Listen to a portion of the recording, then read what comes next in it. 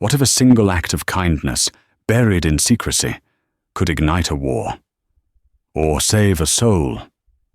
For 14-year-old Lydia Mae Thompson, an orphan in the desolate Dakota Territory, it was a choice made in a heartbeat next to a treacherous patch of mud. She expected no thanks and prayed for no witnesses. She wanted only to forget the terrified eyes of the Lakota boy she pulled from the earth's greedy grasp.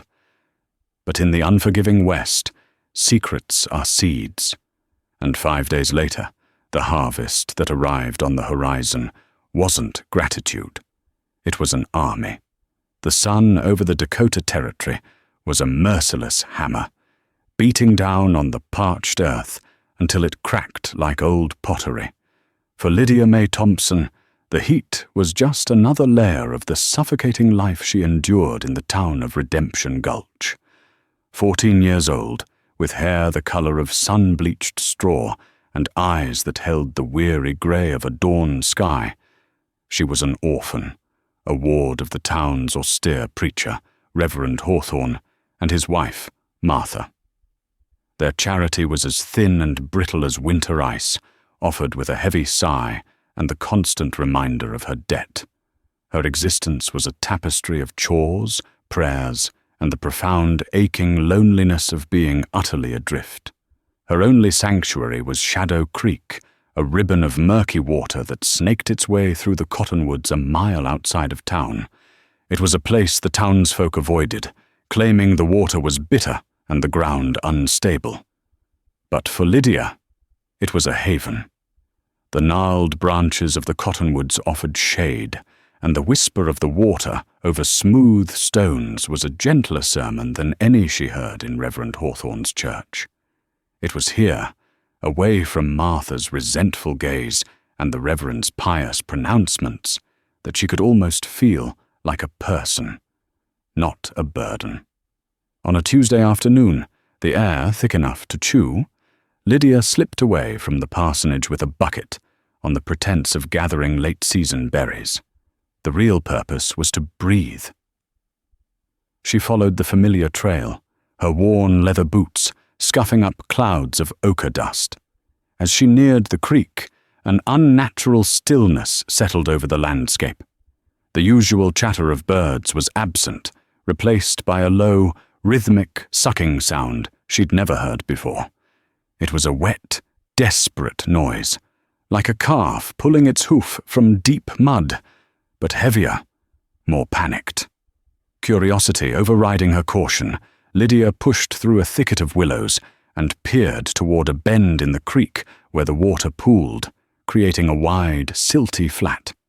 There, caught in a patch of earth that shimmered like dark jelly, was a boy. He was Lakota, perhaps a year or two older than her, with raven-black hair plastered to his forehead with sweat and mud. He was sunk to his waist in quicksand, the insidious mire greedily pulling him down with every terrified struggle. His face, smeared with dirt, was a mask of primal fear, his dark eyes wide and fixed on the treacherous ground that held him captive. Lydia's heart leapt into her throat. Every instinct, every warning she'd ever heard from the people of Redemption Gulch screamed at her to run. The Lakota were spoken of in hushed, fearful tones. Savages, thieves, a constant threat lingering just beyond the edge of their civilized world. Reverend Hawthorne preached of their godlessness, and the ranchers, led by the formidable Bartholomew Bart Corrigan, spoke of them with a venomous hatred, blaming them for every lost steer and dry well. To be found near one, let alone helping one, was to invite scorn, suspicion, and perhaps even punishment. But as she watched the boy's chest heave with ragged breaths, his struggles growing weaker, she didn't see a savage. She saw a boy, just a boy, who was about to die. The humanity in his eyes, the sheer terror that transcended language and tribe, reached across the clearing and seized her conscience. In that moment, he wasn't a Lakota. He was a soul in peril, and she was the only one there. Her mind raced. She couldn't pull him out with her bare hands. She'd only get stuck herself. Her eyes darted around, searching for something, anything. A long, sturdy branch lay near the base of a dead cottonwood a few yards away. It was thick and heavy, but it was her only hope. "Don't move!" she called out, her voice cracking with a mixture of fear and adrenaline. The boy's head snapped up. His eyes locked onto hers, suspicion and terror warring in his gaze. He didn't understand her words, but her tone conveyed urgency. He stilled, his body trembling with exhaustion. Lydia scrambled over to the deadfall and began to wrestle with the branch. It was heavy, its bark rough and splintered, digging into her palms. She grunted with effort, her thin arms straining as she dragged it, inch by painful inch, toward the edge of the quicksand. The sucking sound seemed to grow louder, a hungry mouth waiting for its meal. She finally got the branch into position, shoving one end out across the shimmering mud until it was within his reach. "Take it!" she yelled, panting. "Grab on!" He hesitated for a fraction of a second, his gaze flickering from the branch to her face, a silent question in his eyes. Was this a trick? Lydia held his gaze, trying to pour every ounce of sincerity she possessed into her expression. "Please, just trust me." He seemed to understand. His hands, caked in mud, reached out and clamped onto the wood. "Hold tight," she commanded, wedging her feet against a thick root for leverage. "When I pull, try to move your legs, like you're walking in the mud." She pulled. The resistance was immense. It felt like trying to uproot a tree. Her muscles screamed in protest, and the skin on her hands began to tear. The boy grunted, his own body straining as he tried to work his legs free. For a long moment, nothing happened. The quicksand held its prize fast. Despair began to creep into Lydia's heart. He was too heavy. She was too weak. Then, with a sickening slurp, one of his legs came free. The small victory sent a surge of hope through her. "Again!" she cried, her voice raw. She leaned back, putting her entire body weight into it, her boots sliding in the dirt. The branch groaned under the strain. He pulled with renewed vigor, his knuckles white where they gripped the wood. Slowly, agonizingly, he began to move. The mud fought for every inch, its grip relentless. Lydia could feel her strength failing, her vision blurring at the edges. Just when she thought she could not pull another second, he came free with a great, wet gasp, collapsing onto the solid bank, half in and half out of the mire. He lay there, gasping for air, his body trembling uncontrollably. Lydia dropped the branch and fell to her knees beside him, her own chest heaving. They were both covered in mud, sweat, and the stench of stagnant water. For a full minute, the only sounds were their labored breaths and the quiet whisper of the creek, which now seemed mocking in its serenity. This place of peace had nearly become a grave. The Lakota boy slowly pushed himself into a sitting position, his movements stiff and pained. He looked at Lydia, and the fear in his eyes had been replaced by something else, a deep, searching curiosity. He was examining her, this slip of a girl with torn hands and a dirty face who had appeared from nowhere to save him. He coughed, spitting out a mouthful of gritty mud, and then his gaze fell to her hands. They were raw and bleeding, the bark having flayed the skin from her palms. Without a word, he reached for the hem of his buckskin loincloth, which was miraculously cleaner than the rest of him. With a sharp tug, he tore a strip from the hide. His movements were deliberate and surprisingly gentle as he took her right hand. Lydia flinched, a lifetime of warnings making her recoil from his touch, but his grip was firm, not threatening. He carefully, methodically, wrapped the soft hide around her palm, fashioning a crude but effective bandage. He then did the same for her left hand. They didn't speak. They couldn't. The silence between them was vast, yet it was filled with a profound and unspoken understanding. He had looked death in the face, and she had pulled him back.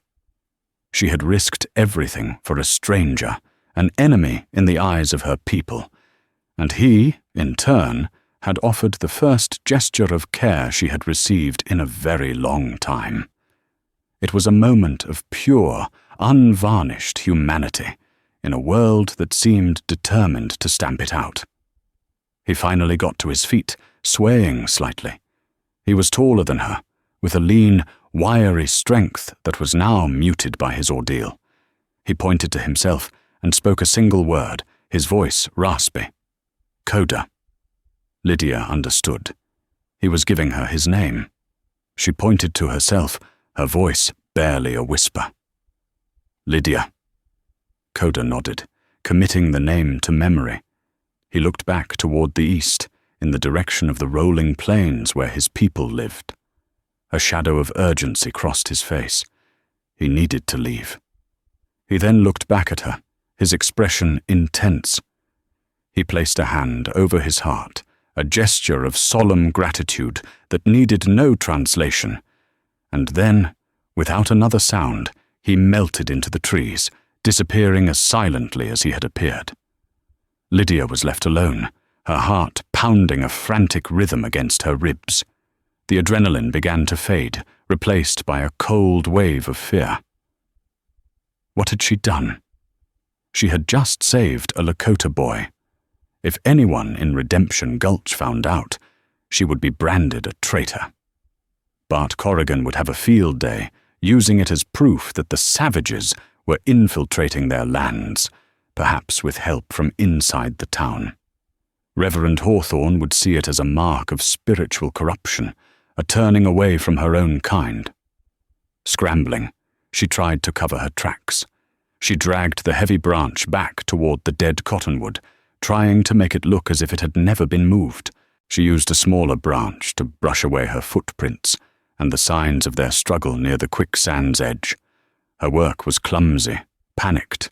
She knew it wouldn't fool a skilled tracker, but she prayed it would be enough. Her berry bucket lay forgotten on the ground. She snatched it up and fled back toward the parsonage, her mind a whirlwind of terror and confusion.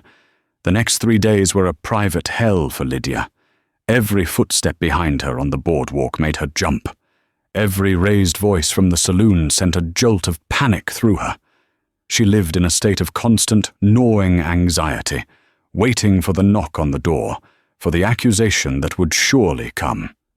She hid her bandaged hands from Martha Hawthorne, claiming she had fallen while climbing a fence. Martha had merely sniffed in disdain, muttering about her being a clumsy, useless girl. The atmosphere in Redemption Gulch was already tense. Bart Corrigan, a man whose ambition was as vast as his sprawling ranch, had been stoking the fires of fear for weeks. Corrigan was a bull of a man, with a booming voice and a face that seemed permanently flushed with whiskey and indignation. He saw the Lakota as nothing more than an obstacle to his own expansion.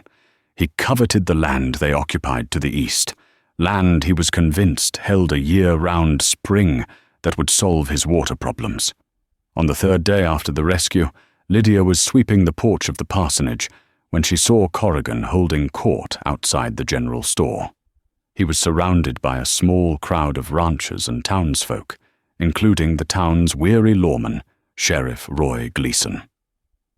"I'm telling you, Roy," Corrigan boomed, his voice carrying across the dusty street.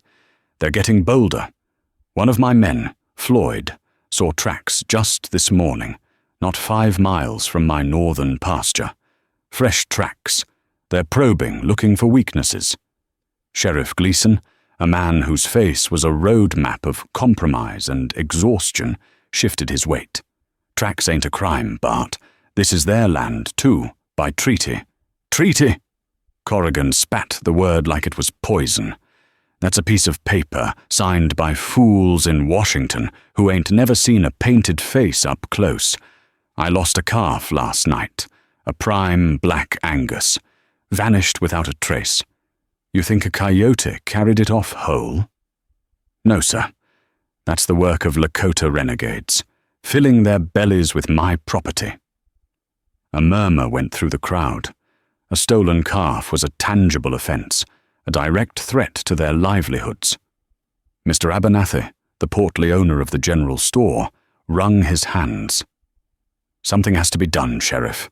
We can't live in fear. Lydia's blood ran cold.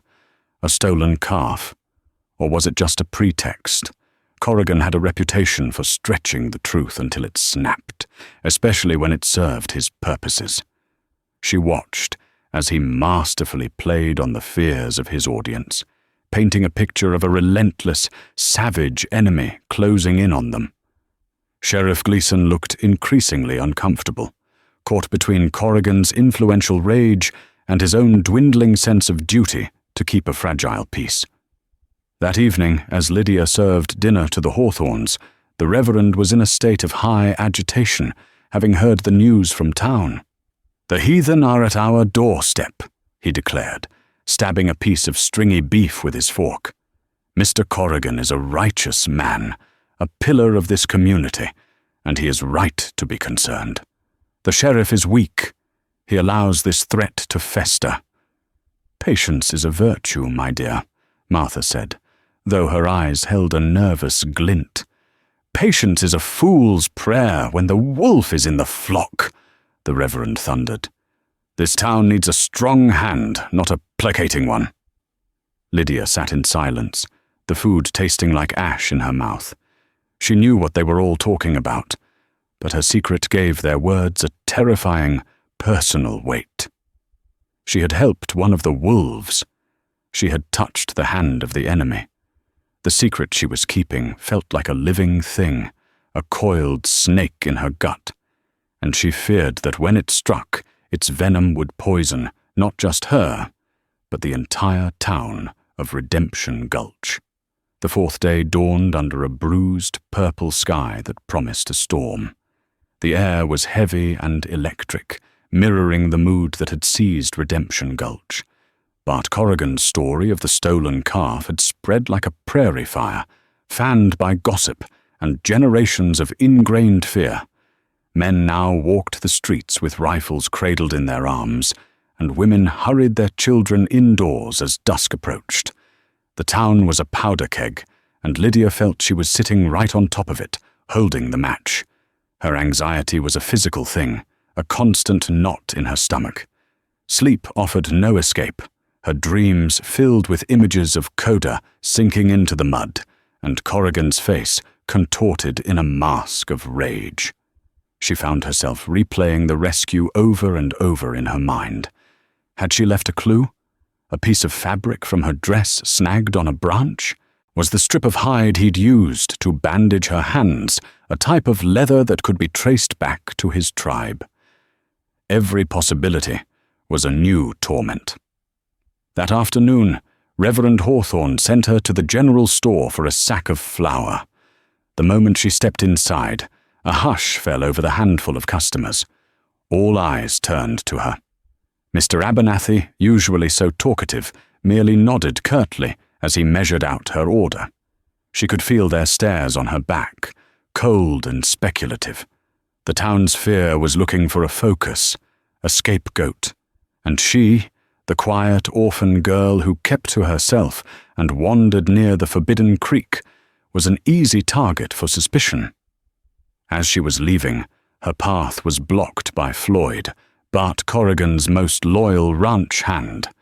Floyd was a weaselly man with narrow-set eyes and a perpetual smirk. Well, if it ain't the little church mouse," he sneered, his voice oily. "Been taking any long walks lately, Lydia? Down by the creek, maybe?" Lydia's heart hammered against her ribs.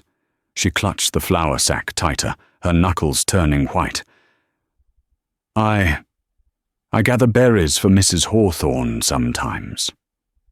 Floyd leaned in closer, his breath smelling of stale tobacco. "That's funny. Ain't many berries left this time of year, but there's plenty of mud. Found a strange set of tracks down there the other day. Small boot prints, right next to a place where the ground looked all churned up. almost like someone had a real struggle there. He was fishing. He couldn't know for sure. She had to stay calm. "I don't know what you're talking about," she said, her voice a little too high. She tried to push past him. He grabbed her arm, his grip surprisingly strong. "You watch yourself, girl. Mr. Corrigan, he don't like secrets, and he don't like Indian lovers. You remember that." He released her abruptly and sauntered out of the store, leaving her shaken and breathless. Mr. Abernathy and the others pretended not to have heard, suddenly fascinated by the tins of beans on the shelves. Lydia fled, her cheeks burning with humiliation and terror. Floyd had seen something. He didn't have the whole story, but he had a piece of it, and he had taken that piece straight to Bart Corrigan. The storm broke that evening, a furious onslaught of wind and rain that lashed the small town. The thunder cracked like a whip, and lightning illuminated the stark, terrified faces of the Hawthorns through the parsonage windows. Reverend Hawthorne led them in a fervent prayer, his voice booming over the gale, beseeching the Lord to protect them from the gathering darkness and the savage hordes. Lydia knelt, her head bowed, but her prayers were silent and desperate, addressed to a God she wasn't sure was listening. She prayed for Coda's safety and for her own. The storm passed by midnight, leaving behind a world washed clean but tense. The fifth day arrived with an unnatural clarity, the air crisp and the sky a brilliant, cloudless blue. The town was quiet, but it was the coiled silence of a snake before it strikes. Lydia was shaking out a rug on the parsonage porch when she heard the unmistakable sound of a large group of horses gathering at the far end of town, near the saloon and livery stable. Peering down the street, she saw at least 20 men, including Corrigan and Floyd, checking their rifles and cinching their saddles. They weren't a sheriff's posse. Sheriff Gleason was nowhere in sight. This was a vigilante mob. Corrigan was taking matters into his own hands. Panic seized her. They were going out to hunt for the Lakota. What if they found Coda's village? What if this escalated into a bloodbath, all because of her? She had to do something, had to warn Sheriff Gleason. Dropping the rug, she hitched up her skirts and began to run toward the sheriff's office, a small, unassuming building wedged between the blacksmith and the assayer's office. She burst through the door without knocking. Sheriff Gleason was sitting at his desk, staring into a cold cup of coffee, his face etched with defeat. "Sheriff, you have to stop them," Lydia cried, out of breath. "Corrigan is taking a posse out. They're going after the Lakota." Gleason looked up at her, his eyes weary. "I know, girl. There's nothing I can do. He's got half the town convinced that a war party is about to descend on us. If I try to stop him, they'll likely run me out of town on a rail." "But he's lying," Lydia blurted out, the words tumbling out before she could stop them. There was no stolen calf. He's just using that as an excuse to go after their land. The sheriff raised an eyebrow. "And how would you know that, Lydia? You been talking to the Lakota?" The question hung in the air, heavy and dangerous. Lydia paled, realizing her mistake. She had said too much. She stared at him, trapped, her secret trembling on her lips. She had tried so hard to protect it, to bury it. But now it was threatening to erupt and consume everything. Before she could answer, the door to the office was kicked open with a loud bang. Bart Corrigan stood there, his face a thunderous mask of fury. Behind him stood Floyd, a triumphant, malevolent smirk on his face. "Well, Sheriff," Corrigan snarled, his eyes locking on Lydia with chilling intensity. "Looks like we found our traitor." The air in the small office crackled with menace. Bart Corrigan filled the doorway, a human mountain of righteous fury, his shadow falling over Lydia like a shroud. Sheriff Gleason rose slowly from his chair, his hand instinctively moving toward the Colt peacemaker, holstered on his hip. "That's enough, Bart," Gleason said, his voice low and steady, though his eyes betrayed his unease. "This is my office. You'll not come in here making wild accusations." "Wild?" Corrigan laughed, a harsh, humorless sound. He took a step inside, followed by Floyd. "There's nothing wild about it.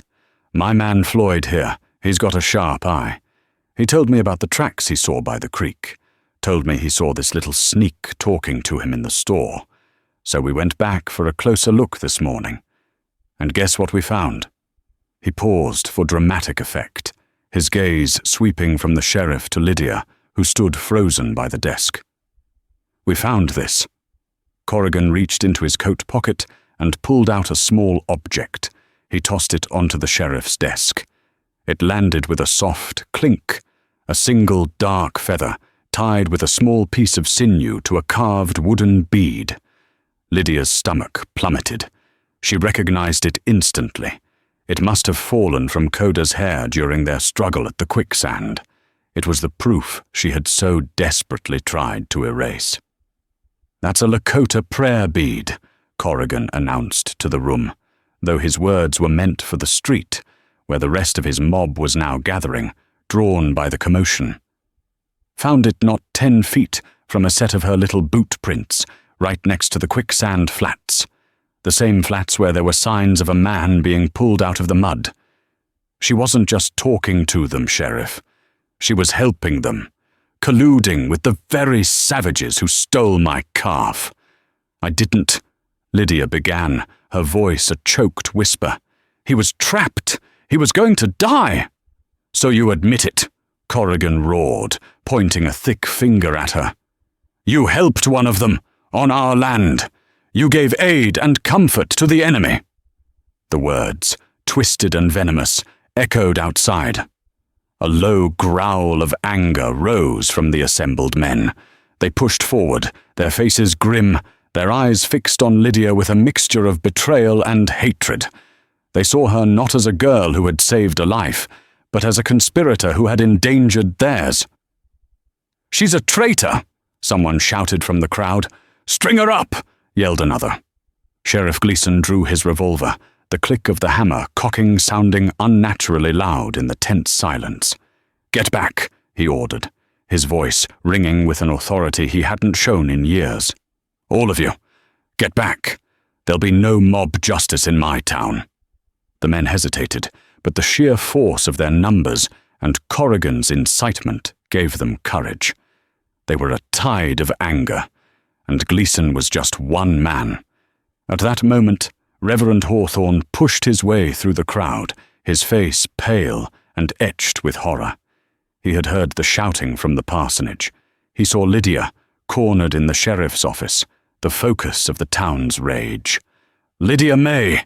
he cried, his voice trembling. "What is the meaning of this? Tell them it isn't true." Lydia looked at him, her eyes pleading. She had been his ward for 6 years. He had fed and clothed her, however grudgingly. She hoped for a flicker of protection, of faith. Instead, she saw only fear in his eyes, fear for his own standing, for the reputation of his church. "He was just a boy," she whispered, her words swallowed by the rising clamor. "He was drowning in the mud." Corrigan seized on the Reverend's presence. "You see, Reverend, your charity has been repaid with treason. You took in a viper, and she has turned on us, siding with the heathens who want to burn our homes and steal our livelihoods." The Reverend stared at Lydia, his expression hardening. In his rigid, black and white world, there was no room for ambiguity. She had defied the unspoken laws of their society. She had crossed a line that could not be uncrossed. To defend her would be to condemn himself in the eyes of his flock. He made his choice. Straightening his back, he raised a hand for silence.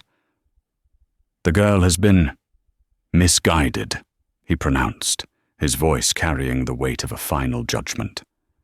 "She has fallen into a grave error, allowing a misplaced sentiment to cloud her duty to her own people, to her God. She has brought shame upon my house and this community." He turned his back on her, a gesture of absolute condemnation that cut Lydia more deeply than any threat. The final thread of her hope snapped. She was utterly, completely alone. The sheriff was outmanned. The only father figure she had ever known had just disowned her in front of the entire town. The faces in the crowd were a blur of hatred. They were closing in. Corrigan smiled, a predator's smile. He had won. He had his scapegoat, and he had whipped the town into a frenzy that would serve his own ends. "Now, Sheriff," he said, his voice dripping with false reason, "you can't stand against the will of the people. Hand the girl over. We'll take her with us. She can show us exactly where the rest of her Indian friends are hiding." The implication was horrifying. They meant to use her as bait or as a shield. Her life meant nothing to them. Sheriff Gleason stood firm, his gun still raised, but his face was slick with sweat. He was trapped, his authority shattered. The mob began to surge forward, their anger now a palpable force, ready to tear down the door, the office, and anyone who stood in their way. Lydia squeezed her eyes shut, bracing for the inevitable violence, the world reduced to the sound of her own frantic heartbeat and the roar of the mob. The mob surged. The raw, primal sound of their collective rage was a physical blow. Men shoved against the doorframe of the sheriff's office, their faces contorted with a righteous fury that had long since burned away reason. Sheriff Gleason stood his ground, a lone bulwark against the tide, his revolver looking like a child's toy against so many. Corrigan stood behind them, a puppet master watching his creation, a smug look of triumph on his face. Lydia, pressed against the back wall, could do nothing but watch the terrifying spectacle unfold. Her life was about to be forfeit, a small price to pay for Corrigan's greed and the town's fear. Then a new sound cut through the clamor. It was a high, piercing cry from the lookout stationed in the church bell tower, a single, sharp word. "Riders!" The word acted like a bucket of ice water on the mob. The shouting subsided into a confused murmur. All heads turned, swiveling from the drama at the sheriff's office to look east, toward the low ridge that marked the beginning of the open plains. At first, there was nothing but the vast, empty blue of the sky. Then, a single figure crested the ridge, a lone rider on a pinto horse, silhouetted against the morning sun. He was too far away to make out details, but his posture was unmistakable. He sat erect and proud, a warrior's posture, a rifle held across his lap. A Lakota. A nervous silence fell over the street. Corrigan's men, who had been so bold and loud just moments before, now gripped their own weapons a little tighter. One rider was not a threat, but his sudden, dramatic appearance was unsettling. Then a second rider appeared beside the first, and a third, and a fourth. Like ghosts materializing from the heat haze, they kept coming, fanning out along the crest of the ridge. 10, then 20, then 50. The single rider had been a herald. This was the procession. They were not charging. They were not yelling. They moved with a slow, deliberate, and terrifying purpose, their sheer numbers a silent testament to their power. Soon, the entire ridge, for as far as the eye could see in either direction, was lined with Lakota warriors on horseback. There were hundreds of them. An entire tribe. The people of Redemption Gulch froze. The blood drained from their faces. This was the nightmare they had spoken of in hushed whispers, the very terror Corrigan had invoked to stoke their anger. But the reality was far more imposing, far more awe-inspiring than any of their fevered imaginings. The warriors were a living wall of muscle and intent. Many had their faces painted for solemn purpose, the sun glinting off the tips of lances and the barrels of old trade rifles. Their silence was more frightening than any war cry. It was the silence of absolute confidence, of judgment. In the center of the line, a figure on a magnificent black stallion moved forward. He was older than the others, his presence commanding. Even from a distance, it was clear he was the leader. He wore a full eagle feather headdress that cascaded down his back, a symbol of immense prestige and authority. This was Chief Black Horn. He raised a hand, and the entire line of warriors halted as one. The silence in Redemption Gulch was now absolute, broken only by the nervous shuffle of boots in the dust and the whisper of the wind. Every man in Corrigan's mob, who had been so eager for a fight, now seemed to shrink, their bravado evaporating under the collective gaze of the Lakota nation. Lydia watched, her heart pounding not with fear, but with a strange, burgeoning awe. This wasn't an attack. This was a statement. This was a display of strength so profound that it made the town's petty squabbles and Corrigan's land-hungry schemes seem pathetic and small. Slowly, the central group began to move forward, descending from the ridge and advancing toward the town. At the head was Chief Black Horn, and riding at his right hand on a smaller bay mare was Coda. Lydia's breath hitched. He was clean now, dressed in fringed buckskins, his face set with a gravity that made him seem older than the boy she had pulled from the mud. His eyes scanned the crowd of townspeople, and for a brief, electric moment, they met Lydia's. There was no mistaking the recognition in his gaze. The truth of the situation crashed down upon Lydia with the force of a physical blow. They hadn't come for war. They hadn't come for revenge. They had come for her. The 5 days of silence had not been a period of forgetting. It had been a period of gathering. Coda, the son of the chief, had returned to his people and told his story, and the tribe in its entirety had come to answer. The debt incurred by the Whispering Creek was about to be addressed, not with a quiet word of thanks, but with the full, undeniable presence of the Lakota people. The arrival that the town had dreaded was finally here, but the reason for it was something none of them, not even Lydia, could ever have predicted. Chief Black Horn and his escort of 20 warriors rode into Redemption Gulch at a slow, ceremonial pace. Their horses' hooves made soft, thudding sounds in the thick dust of the main street, a stark contrast to the angry roar of the mob moments earlier. The townspeople backed away, pressing themselves against the storefronts, creating a wide channel for the Lakota to pass. The air was thick with a fear so profound it was almost liquid. The procession came to a halt in the open space between the sheriff's office and the general store. Chief Black Horn dismounted, his movements fluid and dignified. He was a man who radiated power, his face a history of sun, wind, and wisdom. His eyes, dark and piercing, surveyed the scene before him. The armed and anxious townsfolk, the flustered sheriff, the pompous figure of Bart Corrigan, and finally, the small, pale girl standing half-hidden in the doorway. Coda dismounted and stood beside his father. He knew some English, learned from traders, and a brief, forced stay at a mission school years ago. He would be his father's voice. Chief Black Horn spoke, his voice a low, resonant baritone, the Lakota words flowing like a deep river. Coda listened intently, then turned to the silent crowd. "My father, Chief Black Horn, asks why your men carry guns," Coda translated, his own voice clear and steady, cutting through the tension. "He asks why you look upon this child with hatred in your eyes." He gestured toward Lydia. No one dared to answer.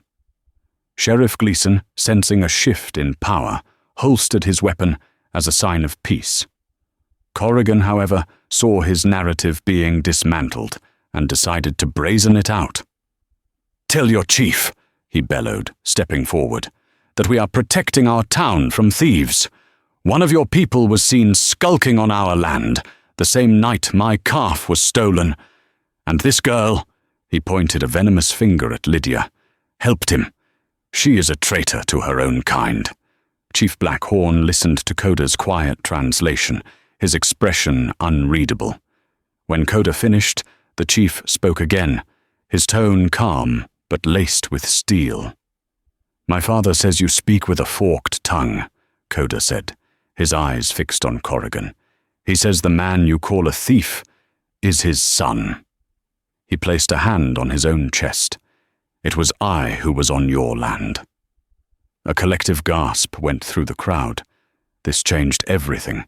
Coda continued, his voice rising with conviction. "I was not skulking. I was not stealing. I was tracking the men who had come onto our land, sacred land given by treaty, and were marking the great pine trees with axes. Men who work for this one." Coda's gaze fell upon Corrigan, an unmistakable accusation. Corrigan's face went white. "That's a lie. I sent no one onto your land." "The marks on the trees do not lie," Coda countered.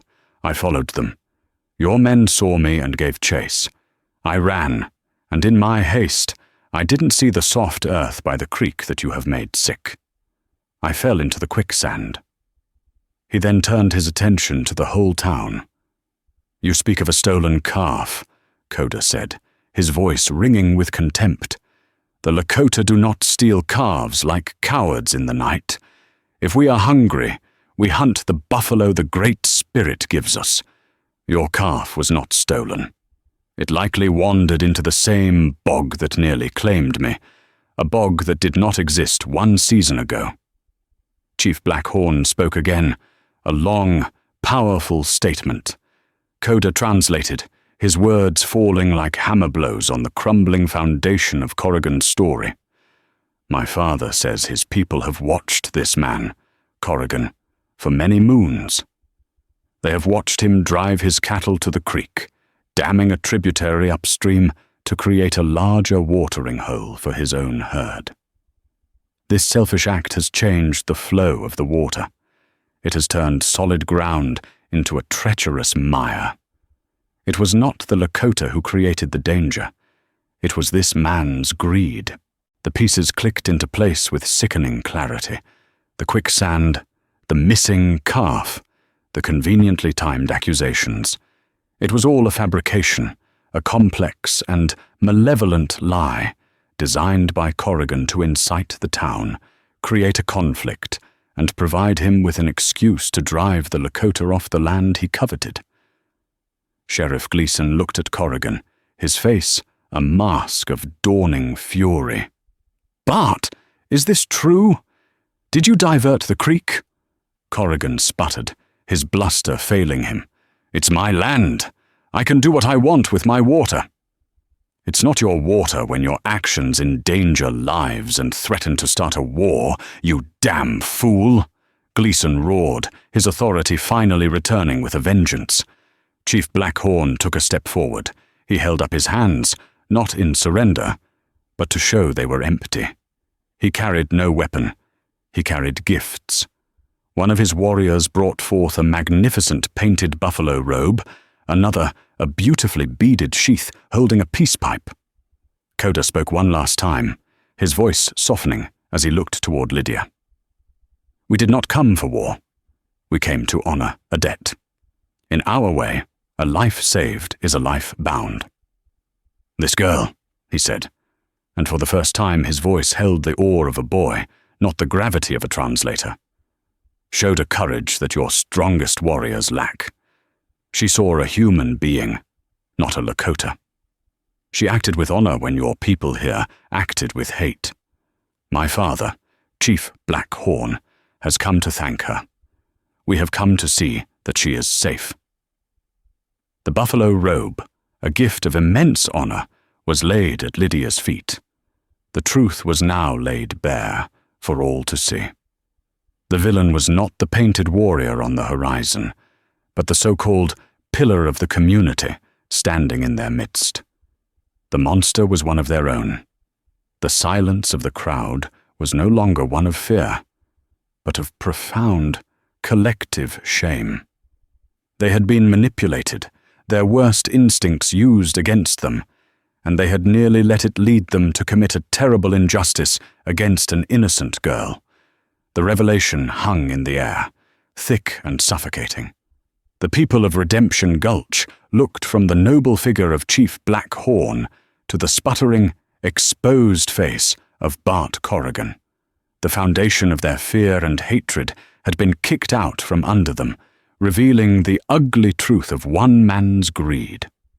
The mob, which moments ago had been a single entity baying for blood, now disintegrated into a collection of shamed and uncertain individuals.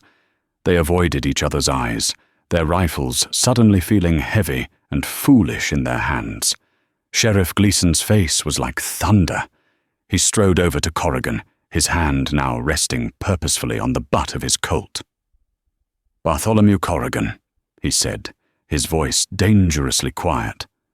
"You've lied to this town, you've incited a riot, and your reckless disregard for property and treaty nearly got a boy killed and started a war. I'm placing you under arrest." Corrigan's eyes bulged. "You can't arrest me. I am this town." "No," Gleason countered, his voice hard as iron. "You're a cancer on this town, and it's time I cut you out." He gestured with his head to two of the more sober-looking ranchers. "You two, help me take him to the cell." Floyd, Corrigan's weaselly accomplice, tried to slip away into the crowd, but his path was blocked by the blacksmith, a burly man whose son often played near the creek. The blacksmith grabbed Floyd by the collar and hauled him toward the sheriff. "This one was in on it too, Roy. He's the one who was spreading the poison." As Corrigan and Floyd were dragged, protesting, toward the jail, a new and deeper silence fell. It was the silence of reckoning. Reverend Hawthorne stood apart, his face ashen. He had condemned Lydia, his own ward, siding with the liar against the innocent. His moral authority lay in tatters at his feet. He couldn't bring himself to look at her. Chief Black Horn walked slowly toward Lydia. He stopped before her and looked down, his weathered face softening. He spoke in Lakota, his voice gentle. Coda translated, his own voice filled with a quiet emotion. "My father says you have the heart of a Lakota warrior, fierce and true. He says you do not belong with these people who are quick to hate and slow to see.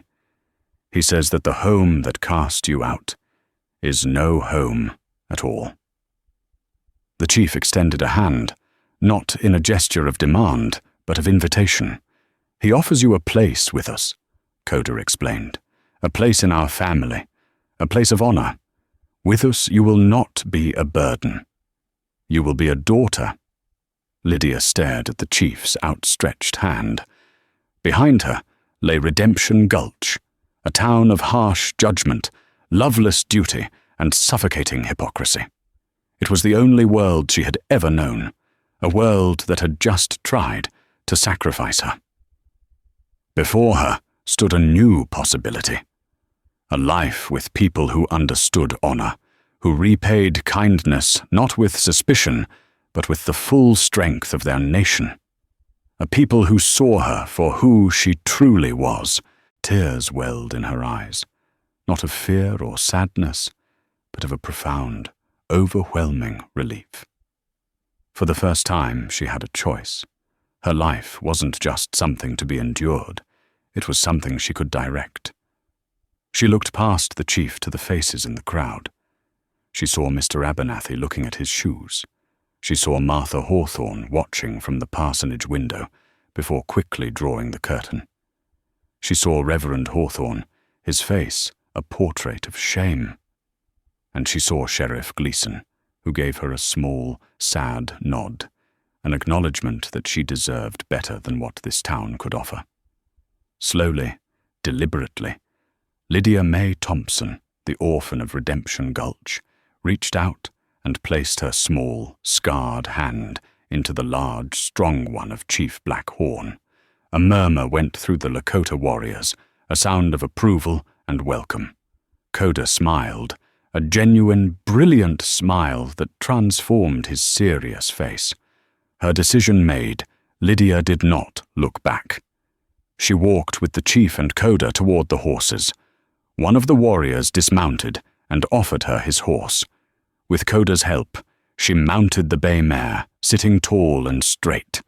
As the Lakota procession turned to leave, Lydia took one last look at the Dakota plains stretching out before her, no longer a place of threat, but a landscape of promise. Her single act of kindness by a whispering creek had not started a war. It had unraveled a web of lies, brought a corrupt man to justice, and most miraculously of all, it had saved not one life, but two. It had saved the Lakota boy from the quicksand, and it had saved the orphan girl from a life without love, without family, without a home. As she rode out of Redemption Gulch, leaving her old life behind like a shed skin, Lydia May Thompson knew she was finally, truly heading home. Lydia's story is a powerful reminder that the greatest acts of courage often happen in the quietest moments, far from the eyes of the world. It shows us that true strength isn't found in the fury of a mob, but in the compassion of a single heart willing to defy hatred. Her choice to save Coda, a choice that cost her everything she knew, ultimately led her to a family and a sense of belonging she had never dreamed possible. This tale from the wild, unforgiving West isn't just about quicksand and a tense standoff. It's about the bridges we can build when we choose to see the humanity in others, and the walls we erect when we let fear be our guide. If her story of courage and the surprising turns of fate moved you, please show your support. It helps us to continue bringing tales like this to life. Like this video, share it with someone who loves a great story of justice and redemption. And most importantly, subscribe to our channel for more historical dramas that explore the heart and soul of the American West. Thank you for listening.